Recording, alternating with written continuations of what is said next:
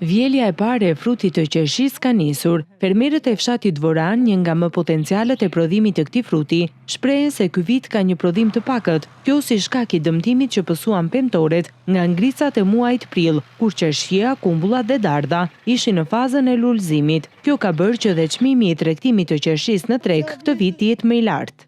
Qeshit të ralla shumë pak, si vitin na bëri shumë dem. Sa sipërfaqe keni të mbjell? Qeshi kam 6 dyllë, kumla kam 2, si vitin nuk u ka fare, vati ka 1000 leka. Vica maja ka fare. Janë bërë, keni nisur ti vilni? To ja 2 ditë.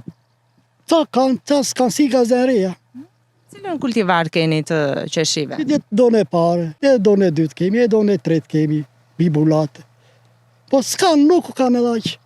Nuk kanë. Si viti dëmtovi shumë koha, breshqi, ngrivi tëra, i dëmtovi shumë jashmas. Në qarkun e Korçës për këtë vit janë mbjell rreth 4100 hektar me dru frutor, nga të cilat 3600 hektar me moll, e pjesa tjetër me qershi, kumblla e dardha.